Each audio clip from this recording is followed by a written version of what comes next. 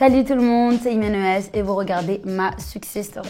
Je m'appelle Imen, j'ai 22 ans et j'ai sorti la réédition de mon album il y a quelques semaines. Sur Instagram, j'ai 723 ou 24 000 abonnés. Et sur Snapchat, je dirais, dernièrement déjà, j'étais choquée, je suis montée à presque 2 millions. Et quand je vais pas faire beaucoup de snaps, je vais être à 500 000, un truc comme ça. Et sur YouTube, je crois que je suis bientôt au million, mais je sais pas encore, faut que je check ça. J'ai commencé la musique en faisant des reprises, genre je faisais des vidéos un peu dans ma chambre, dans ma voiture. Un jour, Abou m'a envoyé un message sur Instagram. J'ai mis du temps. Bon, je faisais un peu la star. J'étais pas encore connue, mais je faisais un peu la star avec lui. Je voulais pas me lancer dans la musique vraiment. J'avais peur justement d'être sous les projecteurs, donc je ralentissais, on va dire, ma venue dans ce milieu. Et un jour, j'ai changé d'avis. Abou, il a vu mon évolution. Il m'a dit, écoute, faut qu'on se voit. Et je me rappelle, j'étais partie le voir sur un tournage de clip à lui. En fait, j'étais fascinée. Genre, je me disais, waouh, c'est beau. Et puis Abou m'a invitée plusieurs fois, genre dans des studios, pour me montrer comment ça se passait. Et puis j'ai kiffé et puis j'ai directement changé d'avis. J'ai été beaucoup inspirée par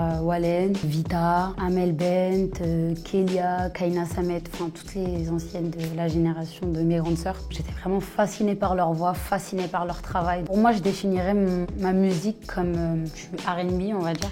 Vraiment pas du rap ni du classique, mais vraiment du R&B. J'essaye de faire revenir le R&B. Alors, moi, mon avis sur le retour du R&B, en fait, sur toutes les personnes qui sont autour de moi, donc les filles, je trouve qu'on est beaucoup plus nombreuses. À un moment, il n'y avait plus beaucoup de chanteuses, chanteuses R&B en France. Moi, je suis arrivée, on va dire, après Aya, mais Aya, elle a débarqué, il y a eu Aya, il y a eu Lina Mayem, il y a eu Linda Sherazade, il y a eu Weshden aussi, que les gens écoutent beaucoup. Et ouais, en fait, ça fait renaître, on va dire, un peu la France, parce que franchement, il n'y a plus beaucoup de monde qui écoutait des chanteuses françaises, enfin R&B, tout ça.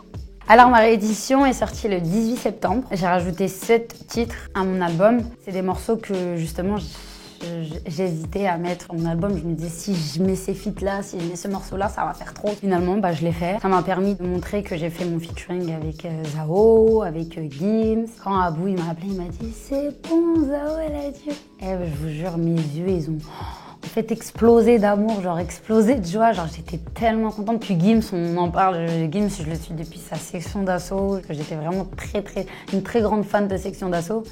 Et pour moi, c'était The Voix, en fait. De faire ces featuring avec eux, ça m'a donné la motivation de montrer à mon public que je suis capable de faire beaucoup, beaucoup, beaucoup.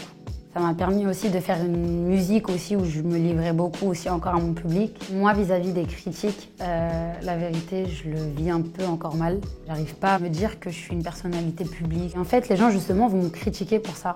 Genre, ils vont me dire, mais en fait, toi, t'as pas à faire ça, faire ça. En fait, moi, genre, justement, je me vois pas prendre la grosse tête et me dire, écoute, je suis supérieure à toi, je fais ça, ça, et toi, tu fais pas ça. Mais sinon, la meilleure des choses, je pense que c'est justement de pas calculer, de pas regarder les mauvais commentaires, enfin de pas regarder tous les commentaires justement, parce que en pensant que justement qu'il y a que des bons commentaires, tu tombes sur des critiques, sur des choses qui font un peu mal. D'ailleurs, j'en parle dans ma réédition. J'ai fait un morceau, j'ai nommé Je m'y habitue pas.